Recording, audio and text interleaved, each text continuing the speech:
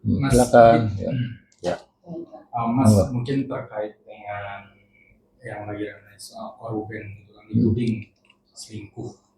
Itu gimana sih kalau bisa mendengar soal itu kan yang sedang ramai menjadi perbincangan. Mungkin tanggapannya sebagai sahabat korban seperti apa? Tuduhan selingkuh itu loh.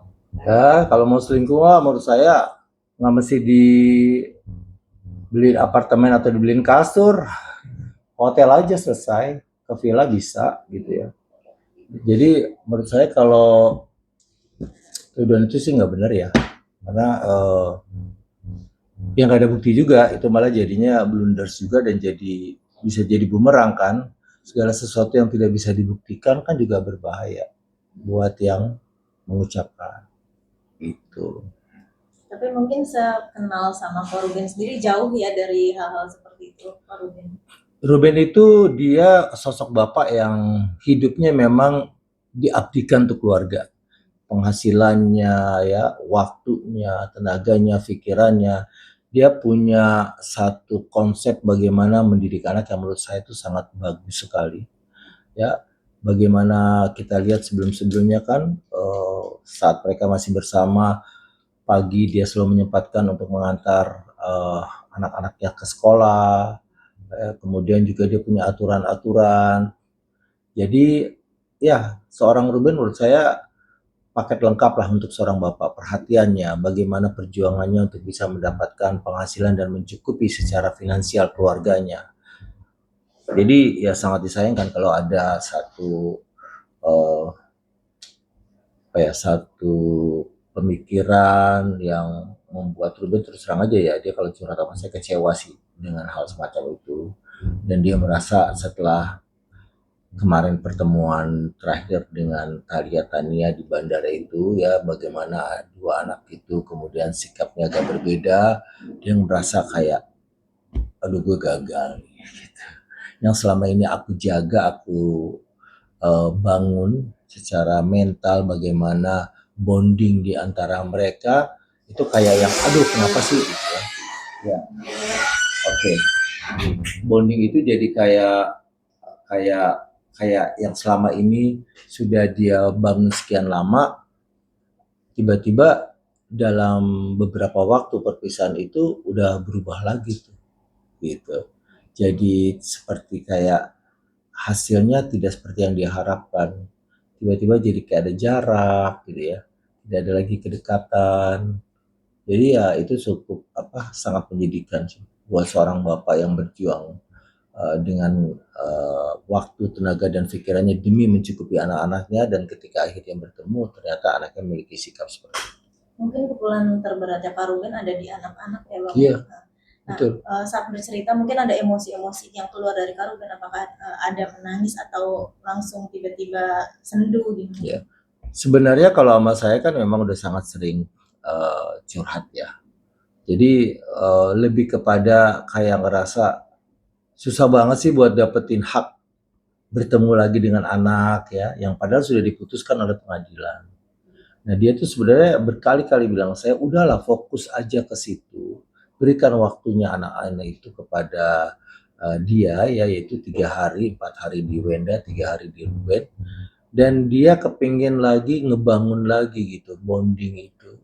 Dia pingin lagi apa yang dia harapkan dari sosok seorang Taliatannya itu bisa dia dapatkan lagi gitu.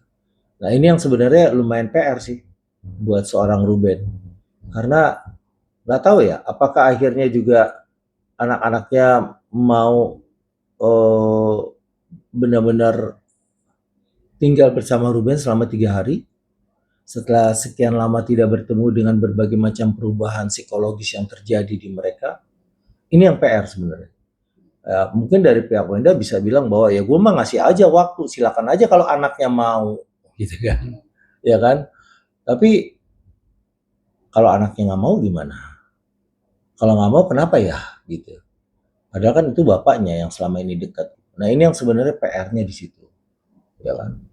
Kalau untuk menahan anak ya Weda saya rasa nggak akan punya keberanian melanggar aturan dari atau ketentuan keputusan dari pengadilan untuk berbagi hari.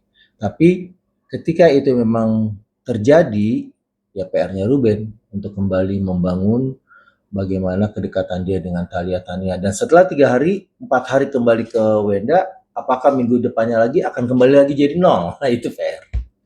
Ya. Jadi ini dengan pemberitaan selingkuh, dengan pemberitaan sakit 3 huruf, itu Ruben cerita nggak sampai detik ini, pada saat ini keluar bermuncul berita ini, dan itu menjadi Rubennya cuek atau kena mentalnya dalam arti sedikit terganggu. Ya, kalau sebelum pemberitaan atau istilahnya diucapkan bahwa Ruben itu sakit HIV atau apa gitu, itu sebenarnya yang saya tahu bukan sakit itu, bukan. Ya kan para wartawan juga tahu bagaimana liputan sebelumnya Ruben jatuh pada saat berkegiatan, entah itu di Sukabumi atau di mana, dibawa ke rumah sakit. Tapi itu penyebabnya bukan itu, ya kan? Penyebabnya yang lain, yang sebenarnya itu juga satu rahasia tapi bukan itu, gitu. Ya itu terkait dengan kondisi fisik dan yang di kepalanya. Gitu. Nah jadi ketika kemudian akhirnya sekarang dimunculkan isu dia HIV atau apa, kan Ruben udah ini bikin satu penjelasan dan sudah ada keterangan dari dokter, ya secara medis dia tidak menderita itu, jadi udah jelas sebenarnya. Banyak juga netizen berpikir gimana dengan kondisi Ruben yang seperti itu, harus anak-anak seperti di pagi hari kayak gitu, apakah Ruben mampu? Orang-orang juga banyak yang menyaksikan. Kalau Kak Aditya sendiri seperti apa sih? Ruben mah sehat-sehat aja ya, dia terus berkegiatan, dia happy, badannya menggemuk lagi gitu kan, artinya berat badannya bertambah lah gitu. Terus dia jauh lebih tenang ya, dengan segala macam kegiatannya di bidang keagamaan tuh menurut saya Ruben mendapatkan ketenangan seimbang gitu antara lahir batinnya tuh dia dapat. Nah sekarang kan dengan posisi dia sudah berpasrah diri dan dia juga tinggal lihat aja nih apa sih yang terjadi babak baru dalam hidupnya setelah benar-benar akhirnya Thalia Tania mendapatkan kesempatan bertemu dengan dia walaupun cuma 3 hari. Ini kan akan menjadi sebuah bab baru. Berhasilkah Ruben membangun itu lagi kedekatan dengan mereka? Tadi kan sempat Kak Aditya mengatakan bahwa sebenarnya Ruben itu bukan sakit 3 huruf itu, tapi ada satu sakit yang mungkin di daerah kepala. Kak Aditya sebenarnya tahu banget gitu, apa sih maksudnya, apakah itu membahayakan, apakah itu yang membuat Ruben juga jadi dengan seperti ini psikisnya atau mentalnya, pikirannya terganggu. Ya, saya tahu banget karena Ruben yang cerita ya kan. Tapi itu up and down. Artinya kalau dia jaga dengan baik dia akan tetap bugar dan sehat. Jadi dia tahu banget do and down-nya dari fisiknya dia itu apa yang tidak boleh dia makan, apa yang dia tidak boleh dia lakukan.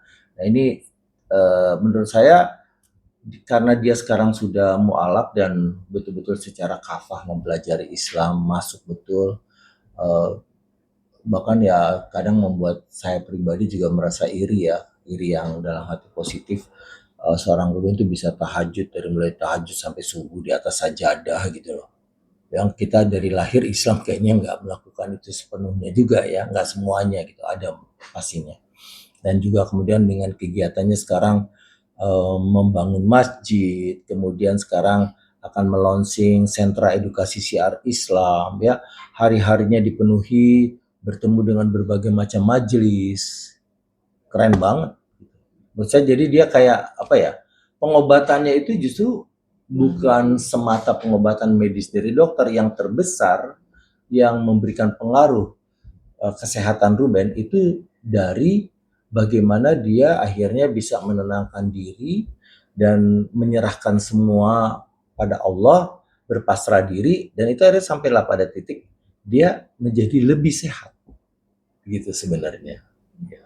Tapi kalau perihal tudingan yang pinjol terus yang ramai dia bertengkar sampai di apa itu sebenarnya nggak sih Mas cerita? Ya, kalau masalah pinjol dan sebagainya itu udah dijawab ya kan. Sudah ada semacam penjelasan yang bahkan Ruben menantang ya silakan kalau lu nemuin nama gue di aplikasi pinjol ya silakan gitu ya, tapi kenyataannya kan nggak ada.